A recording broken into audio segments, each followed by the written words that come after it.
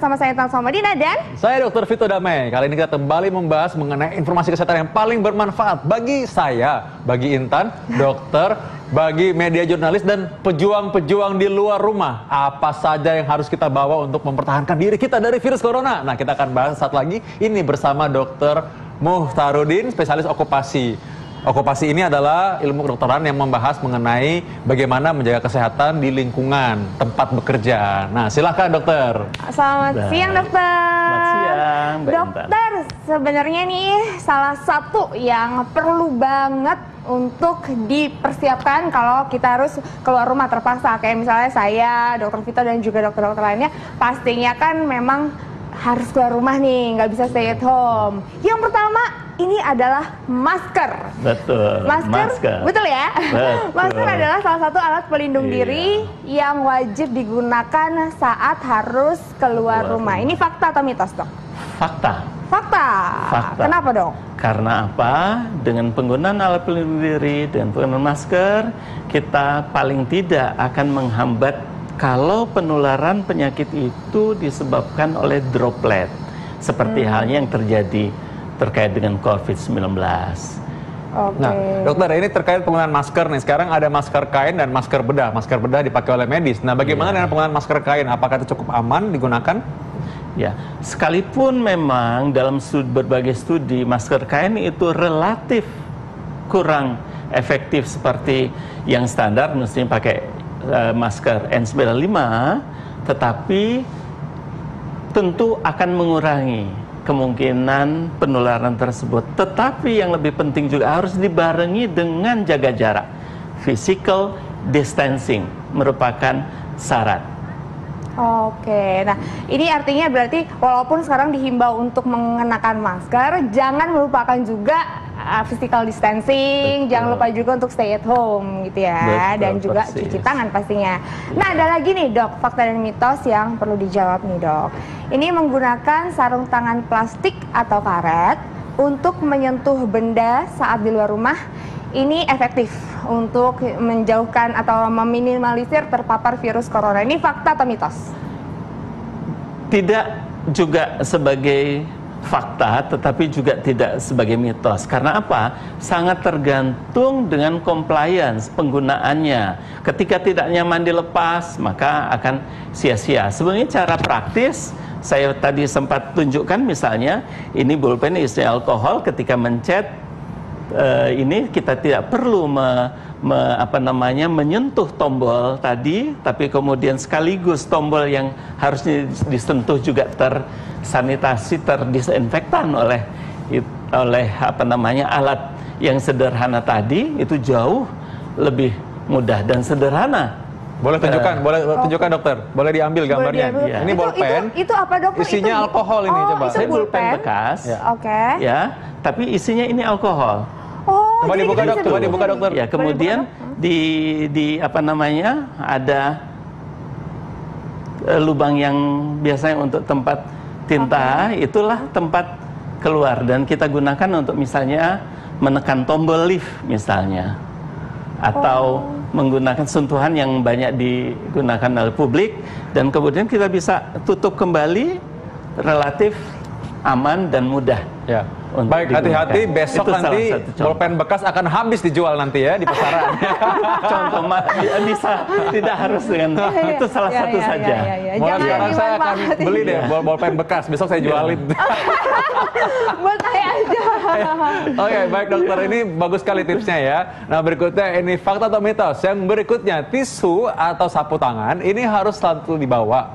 Karena ini kalau nggak ada barang yang bisa dipakai untuk pelindung diri, ini bisa dipakai untuk melindungi diri dari berfungsi seperti masker lah intinya. Ya, ini fakta atau mitos? Fakta, tetapi tidak hanya untuk itu. Karena apa? Terkadang kita kena debu, bersin, batuk, itu juga dapat digunakan ketika kita juga nggak menggunakan masker, atau ketika percikannya mengenai tubuh kita, kita bisa gunakan untuk mengeringkannya, sehingga tidak sampai kemudian mengenai benda-benda yang seharusnya terbebas dari kontak tadi. Baik dokter, itu berkenaan tadi dengan tadi kain dan kita seka ya dokter ya. Kalau misalkan kita memencet tombol atau kita menekan sesuatu ya, atau kita pakai mouse atau remote TV misalnya ya. Kalau ada misalkan percikan di sana, ada virus, apakah dia bisa menular juga melalui kulit tangan atau memang harus melalui kulit yang dekat dengan hidung atau mata atau dengan mulut? Ya. Jadi penularan itu lewat mukosa. Dan mukosa itu ada di mana? Di hidung, di mulut, di mata. Karena sentuhan dari tangan yang ke muka itulah yang kemudian menyebabkan penularan. Jadi kembali lagi berarti cuci tangannya dokter ya? Cuci tangannya, dan juga sebetulnya kalau misalnya, apalagi kalau misalnya mouse itu kemudian digunakan rekan kerja yang lain, itu yang harus secara reguler juga dilakukan disinfektansi. Oke, ini berkaitan juga sama cuci tangan nih dok ya. Kan kadang-kadang kalau kita keluar nggak selalu bisa menemukan air mengalir ataupun sabun. Nah ini ada juga cara praktis yang bisa dibawa kemana-mana, yaitu hand sanitizer. Jadi ini katanya adalah salah satu benda yang harus dibawa saat keluar rumah. Ini fakta atau mitos, tapi kita akan jawab nanti pemirsa. Kita temukan jawabannya sesaat lagi, tetap di Hidup Sehat. Jadi belum dijawab nih ya. Ini jadi fakta atau mitos bahwa memang yang lebih baik adalah selalu membawa hand sanitizer saat kita terpaksa harus keluar rumah. Ini fakta atau mitos? Fakta. Fakta. Oke. Karena ketika kita keluar rumah, kita tidak dapat meramalkan apa saja yang akan tersentuh oleh kita.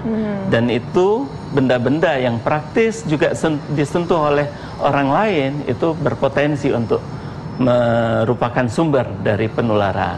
Sehingga dengan penggunaan sanitizer kita relatif akan terlindungi sebelum tangan kita menyentuh bagian tubuh yang lain, terutama muka. Nah itu, Intan keluar rumah sama siapa sih kalau boleh tahu? Ada deh, mau tahu aja.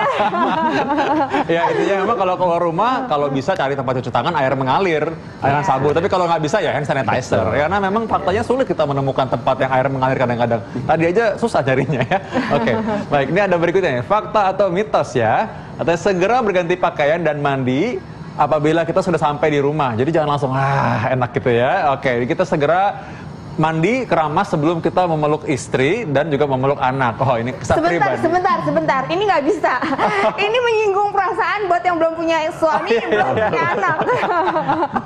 Baik, maaf ya kalau tersinggung ya. Ini fakta atau mitos? Fakta. Wow. Jadi memang hindari sebelum masuk rumah, kita sudah harus melakukan tindakan pembersihan diri.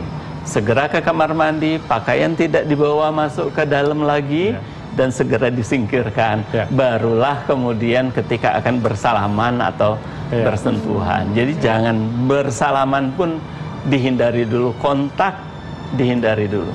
Oh dok, mau curhat sedikit boleh ya dok ya? Jadi ini ada nih dok, biasanya orang kan yang misalnya masih jomblo lama, terus saat ketemu sama orang, pas lagi corona dok, ketemu nggak bisa, terus gimana tuh dok?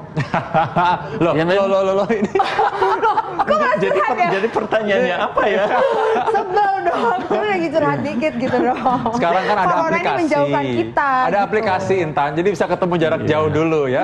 Yang penting atau physical distancing ya, biar jangan tangan tetap bersih, hati juga bersih, pikiran juga bersih. Nah itu berarti benar kan? Yang harus kita tekankan adalah memang jangan lupa untuk physical distancing dan juga cuci tangan. Ingat lagi gitu, jangan mentang-mentang dihimbau untuk memakai masker malah melupakan hal-hal atau SOP yang lainnya. Betul. Oh ini hebat kali, tegas Intan ya. Oke. Langsung deh, fakta mitos berikutnya ya. Lebih baik menggunakan baju lengan panjang saat keluar rumah. Ini fakta atau mitos? Fakta. Karena apa? Karena dengan lengan panjang kita relatif terhindar kontak langsung dengan sumber-sumber penularan, dan sekaligus juga sebagai pelindung. Jadi semaksimal mungkin bagian tubuh kita yang tertutup itu jauh lebih baik. Ini karena pernah lihat video juga orang ke toko-toko atau ke tempat umum, ternyata dia pakai pakaian parasut ya. Ada yang pakai APD, pakai hazmat ya. Ini sih ada pakai pakaian kayak astronot, ada juga yang pakai pakaian parasut ya gitu ya, pakai jaket, pakai masker, pakai kacamata. Kadang-kadang saya bingung ini siapa. Ya gitu. Ya, jadi masih mengenali saya kan? Oh, masih mengenali kalau dokter. Mana berani saya nggak kenal dokter. Berarti intinya sebenarnya ya memang nggak boleh berlebihan juga ya dok ya. Tapi dok ini kan baju itu kan adalah yang berpori. Tadi kan juga sempat kita bahas kalau emang benda-benda yang berpori itu bisa untuk virus bertahan lebih lama lagi. Tapi ini cukup efektif ya dok ya? Iya, tapi di samping itu juga ketika katakanlah ketika bersin, ketika batuk, itu juga sebagai salah satu alat penangkal juga untuk kemudian tidak menyebar ke lain. Ketika katakanlah kita tidak membawa tisu atau membawa sapu tangan. Ya.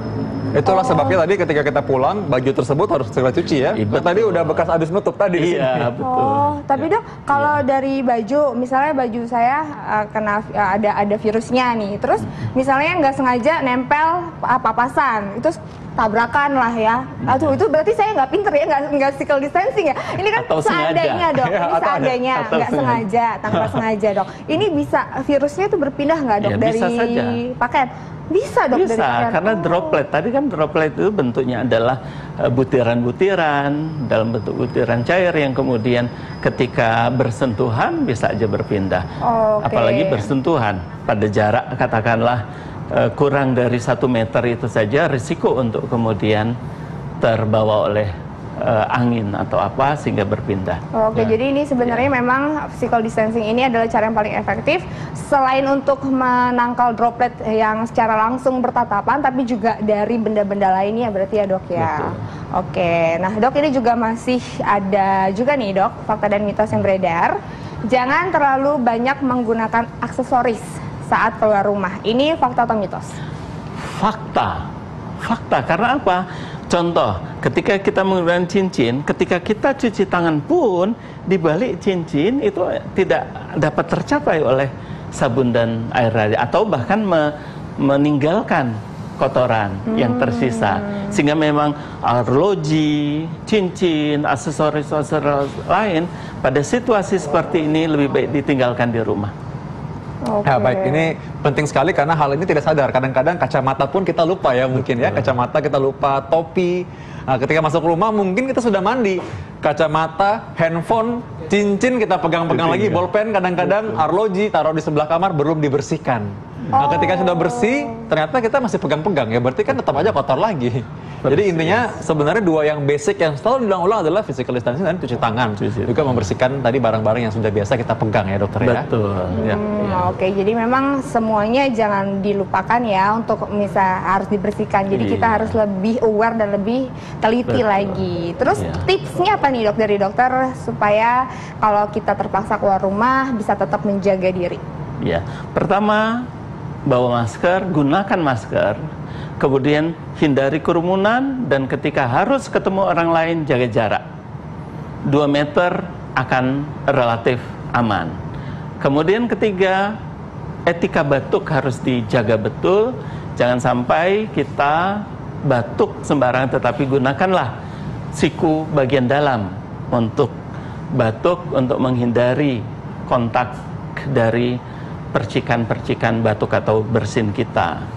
Dan kemudian tentu saja kita harus betul-betul menjaga daya tahan tubuh kita, menghindari termasuk juga kita hindari kondisi-kondisi yang dapat membuat kita lengah.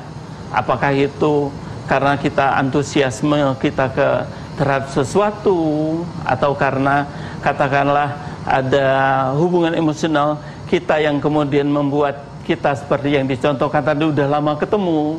Jadi physical distancing itu merupakan hal yang pokok selain cuci tangan dan etika batuk tadi. Ya, baik. Terima kasih dokter. Ini sangat berguna. Saya yakin Anda kalau sudah tahu sekarang, Anda bisa kasih tahu orang-orang sekitar Anda, kenalan Anda, keluarga Anda, bahwa ini adalah hal yang baiknya kita lakukan ketika kita terpaksa keluar rumah.